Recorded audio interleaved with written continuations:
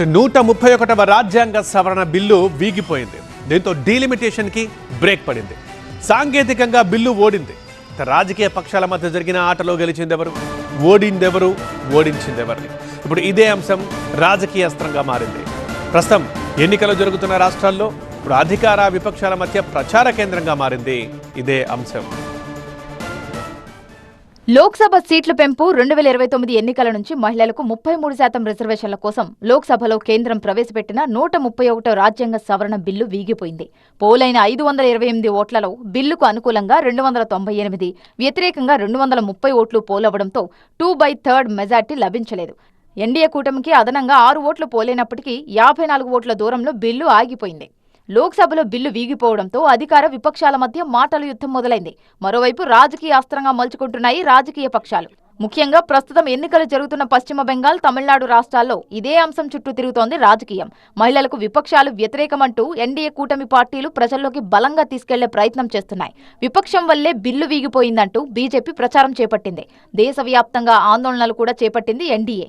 అటు నేతలు కూడా మాటలకు పదును పెంచారు.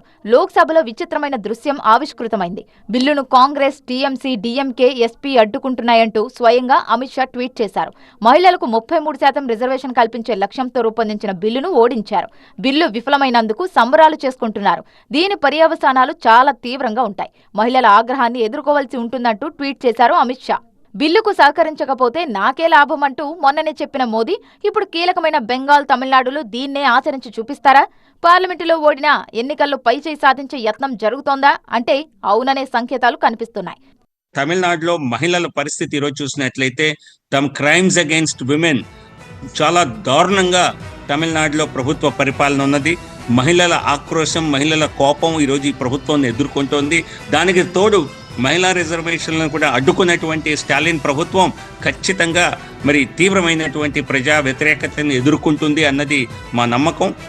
ఇక ఇదే బిల్లుపై నిన్నటి వరకు లోక్సభలో పోరాడినా ఇప్పుడు ఎలక్షన్ ఫీల్డ్లో విపక్షాలకు గండమే. ఎన్డీఏ కూటమి ధీటుగా తిప్పికొట్టకపోతే ప్రజాక్షేత్రంలో ప్రతికూల ఫలితాలు తప్పవనే చర్చ కూడా ఉంది. దీనికోసమే కౌంటర్ అస్త్రాన్ని సిద్ధం చేసుకున్నాయి విపక్షాలు. ఇక రాజ్యాంగాన్ని మార్చే కుట్రను తిప్పికొట్టామంటున్నారు రాహుల్ గాంధీ. ఇది ముమ్మాటికి మహిళా బిల్లు కాదు.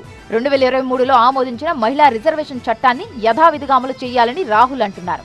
మహిళా రిజర్వేషన్లకు వ్యతిరేకం కాదు, కానీ డీలిమిటేషన్ కు లింకు పెట్టడం వల్లే అడ్డుకున్నామని విపక్షాలు వాదిస్తున్నాయి. డీలిమిటేషన్ కుట్రను అడ్డుకొని ప్రజాస్వామ్యాన్ని కాపాడామని ఇప్పటికే విపక్షాలు చెప్తున్నాయి. ఈ విషయంలో కేంద్ర ప్రభుత్వం విఫలమైంది అనేది రాజకీయ విశ్లేషకుల వాదన.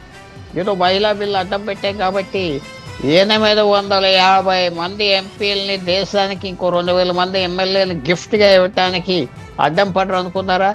ఇది చాలా ఇంపాసిబుల్ థింకింగ్. ప్రభుత్వానికి ఇది ఫస్ట్ సెట్ బ్యాక్. ఎంత ధర్నాలు చేసినా ఏం చేసినా ఒక ప్రభుత్వంలో ఒక సైన్యం అవునే ఊరుకునే యుద్ధానికి దిక్కకూడదు. ఓడిపోతే పర్వాలేదు, వాళ్ళు ఎవరో చెప్పి చాలా ఇది సెట్ బ్యాక్. లోక్సభలో విజయం ట్రైలర్ మాత్రమేనంటూ స్టాలిన్ ట్వీట్ చేయడం ఈ అంశంలో మరో హైలైట్. ఢిల్లీని తమిళనాడు ఓడించింది. ఢిల్లీ అహంకారానికి మద్దతు ఇచ్చేవారిని 23న ఓడిస్తామని అంటున్నారు స్టాలిన్. ఈ బిల్లు ప్రభావం ఎవరిపై ఎలా చూపబోతుందో చూడాలి మరి.